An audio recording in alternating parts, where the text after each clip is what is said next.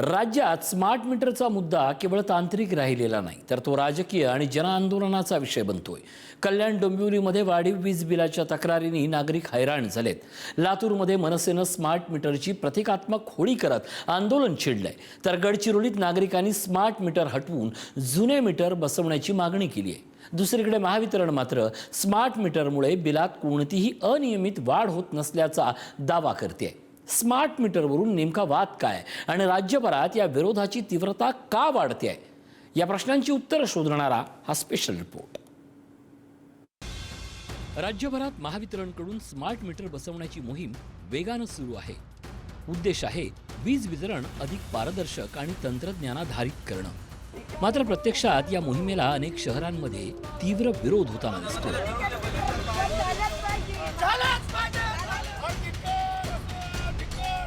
कल्याण डोंबिवली, लातूर, गडचिरोलीसह अनेक ठिकाणी ग्राहकांनी वाढीव वीज बिलाचा आरोप करत स्मार्ट मीटरच्या अचूकतेवरच प्रश्नचिन्ह उपस्थित केलंय। कल्याण डोंबिवलीमध्ये महावितरणचे सुमारे 5 लाख ग्राहक आहेत।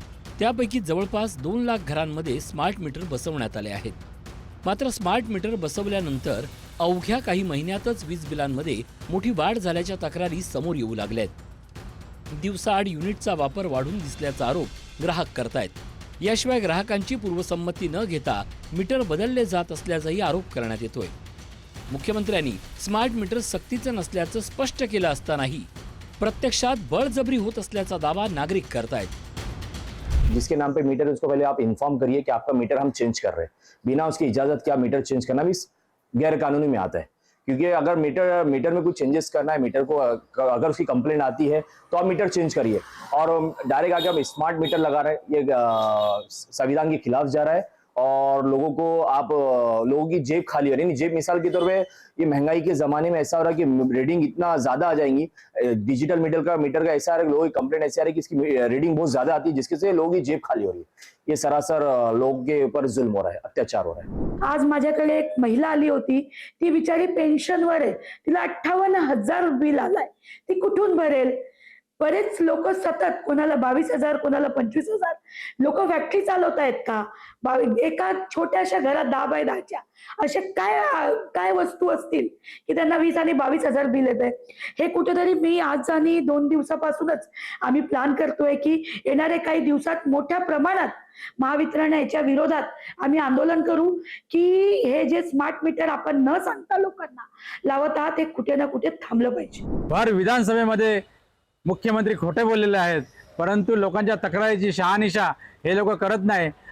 त्यांच्याकडे तक्रार घेऊन गेलं तर अगोदर म्हणतात की बिल भरा।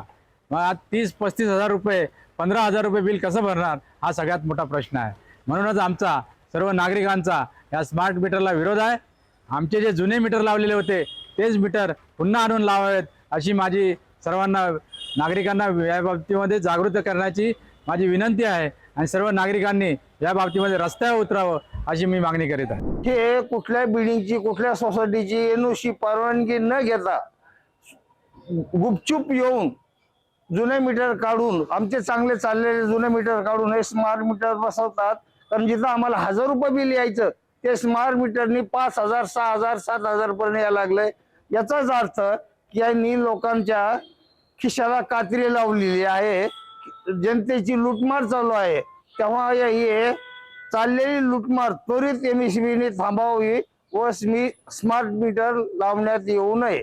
एखाद्या गोष्टीमध्ये इलिगल रीतीने जो मीटर काढतात, जिथं तार तोडते, पोलीस स्टेशनमध्ये तक्रार केल्यानंतर सुद्धा कुठल्याही प्रकारची दखल घेतली जात नाही। मी कल्याण शहराच्या नागरिकांना, सुज्ञ नागरिकांना, सगळ्यांना हे मी आवाहन करतो, विनंती करतो, असे काही तुम्हाला हे जे दरोडेखोर दिसले तर यांना तिथेच थांबवा, अन्यथा कल्याण डोंबिवली महानगरपालिकेच्या क्षेत्रामध्ये ही जी टोळी आली आहे लुटणारी, त्यांना शिवसेना उद्धव बाळासाहेब ठाकरेच्या वतीने आम्ही ठोकल्याशिवाय राहणार।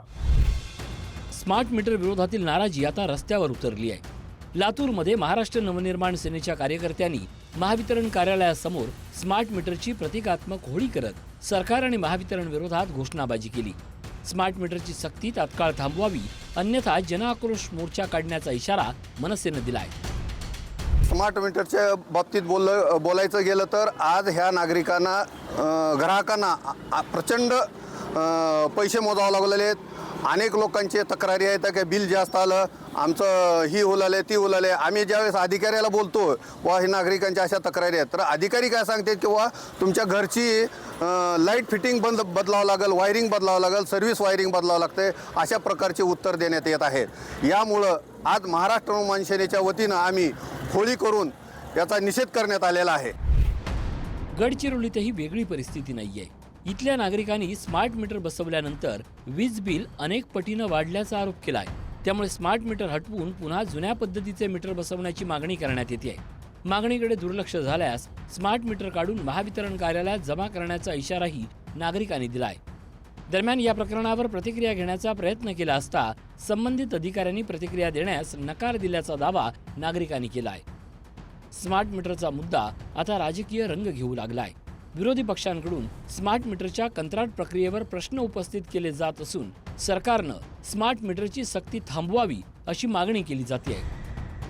स्मार्ट मीटरची साशंकता ही अख्ख्या राज्यामध्ये गरज नसलेल्या या गोष्टी का लागत आहे. ज्या कंपन्यांनी इलेक्ट्रॉल बॉन्ड्स भाजपचे घेतले त्यांना हे कॉन्ट्रॅक्ट देण्यात आलेले.